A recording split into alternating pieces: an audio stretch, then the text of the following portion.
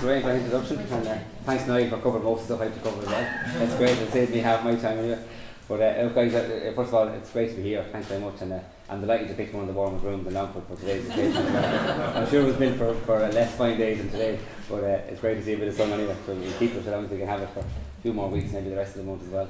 We can't plan to guarantee that, but we can plan for a weather like that, and that's probably part of our planning process as well. So as Niall said, one of the funds is around the whole climate change and to plan for conditions of different types of weather over the years ahead as well. So again, first of all, today is about launching your own plan, your integrated action plan, and your military assets as public spaces, which I think is a great name. When I first seen the invitation to MAPS, I said, is this MAPS or is it something else? So I think it's clever enough actually to have that conversation around using your military assets and the important role they can have in developing public open spaces as well as developing their towns and our villages and our cities as well. So again, thanks to Lorraine and all the team for the invitation, and John as well, and for Michael Carrigy to make sure I came here and get me on time as well for inviting me too. But Cahira, Louis McIntyre, again, Louis and Seamus as councillor as well, and Cahira at the local area. Thanks for having me here. It's great to be here and to have a chance to engage around your own plans and hopes and aspirations as well, because it's important that we do that, and that's what we're about. And all the different councils that are here across party too, we're very focused as political representatives, be it TDs or ministers or councillors and all the different levels, to work with communities like yourselves and work with all interested players and stakeholders through the local authority to develop our own centres, our own towns, our villages and other areas into our cities as well. And that's what this is all about, putting together a plan. It's like your starting blocks, it's like your business case to set out what you want to achieve, what you want to do in the various parts of the town, in the various quarters, and certainly in the areas of dereliction that we looked at today. Had a chance earlier on to visit some of the spots with me and see the barracks and see the shopping centre, although I know there's a bit of movement there as well. But just to get a feel for the town, because as Niall said, we very often come through the town or through the city, or if someone's out to bypass, you might not come through, certainly over the years on that journey.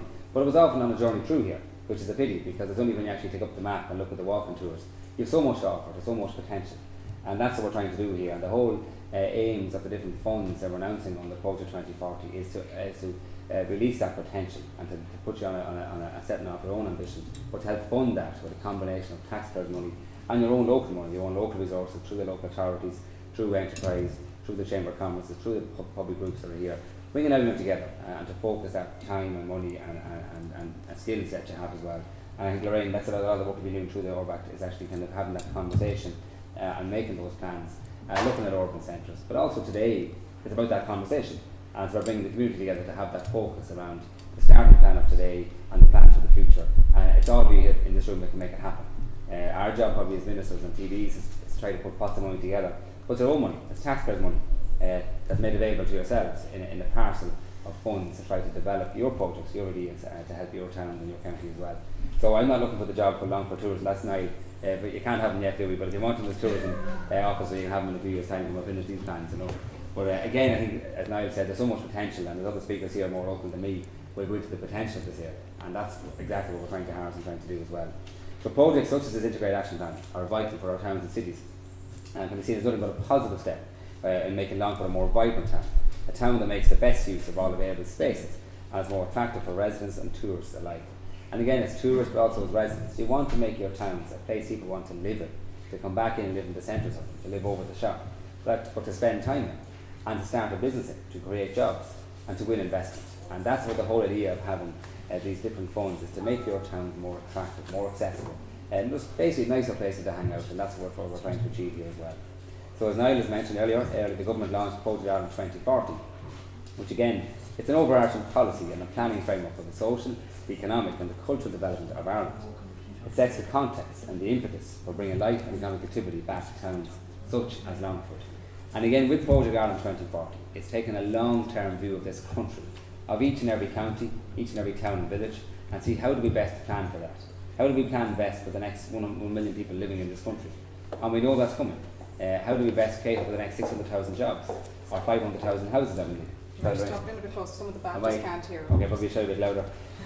But again, Project 2040 is about our national planning framework. It's about looking to the future to see how can we plan for all our cities, our towns and villages.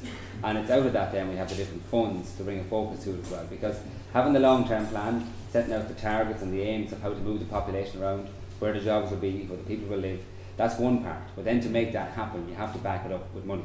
And the second phase of our planning framework was the 10-year development fund, the capital development fund, which again is taxpayers' money. It's a targeting of 116 billion to fund the infrastructure, to fund the change you need right throughout the country to make our long-term planning happen.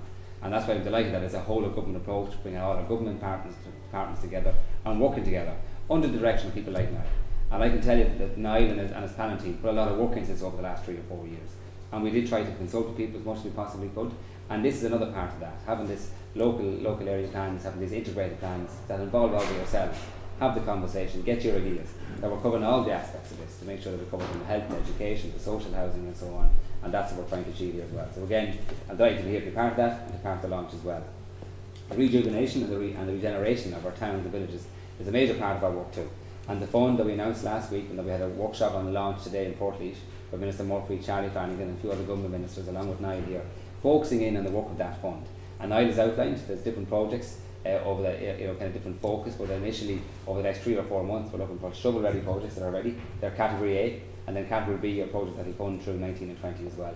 But there is about 100 million a year, but there's also the ability for multi-annual funding to make plans that will last a couple of years, and to know that there are taxpayers money there in ring-fenced to make that happen, and to also for you to tap into other funds. But it's also very important that the local authority, through Lorraine and her team and everybody else here, are central to driving this and making it happen.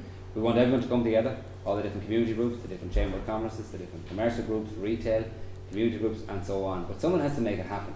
And that's why you have these local teams, and that's why you have local authority taking a central role to make sure you can draw down the funds and actually make it happen, that you can see the results over the years ahead as well.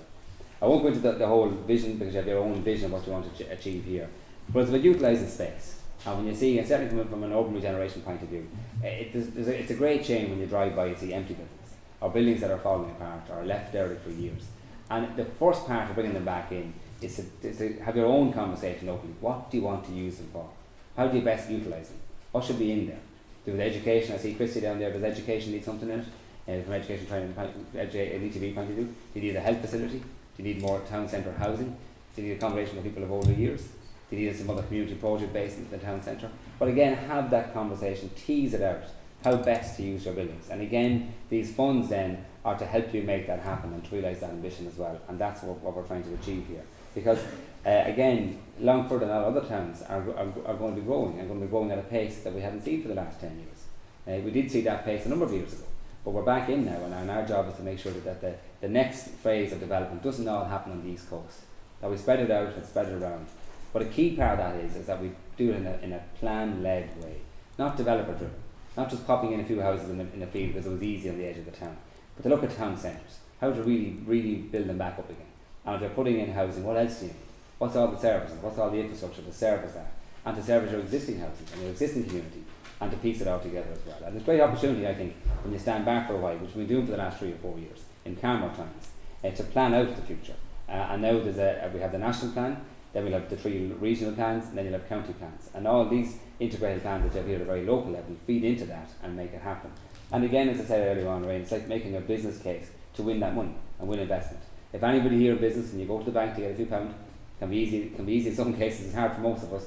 You have to go with your plan on paper. You have to explain what you're going to do, and you're going to have to show results. So likewise, when it comes to these funds that Niall talked about there, you have to be able to show your plans, show your ambition, show what you aim to achieve. And your area action plans are a key part of that to make sure we can see it and track it and make it happen as well. And I've no doubt that you're going to be very successful as a town here and as a county in winning taxpayers' money, some of your own money back into a pot to make it happen, to be able to make this place even a lot better and to build that as well. So again, rather than drag on for too long, because there's much better speakers than I am here who want to give you their story of their journey, and I think it's important that we listen to that, because the best way we can make it happen for Longford and for this town is to listen to others who have made it happen.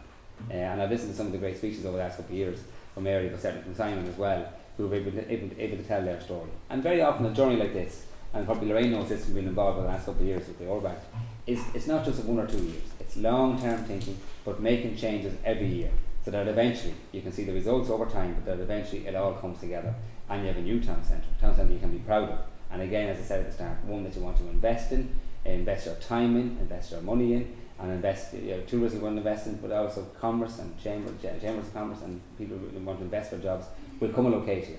And again, that gives you the cycle you need to regenerate money again to keep the area going. So good luck with your work ahead. The funds are there, we're trying to make it happen, but our job is to work with you. And as Niall said, he's a very large team, don't mind, it's a big team up there in the department. They're available to work with you To be honest with you, probably it's a small bunch of people doing a hell of a lot of work, but they're very passionate, very into it. My job, and Minister Murphy's job, is a joy to work with these guys because they're long-term thinking.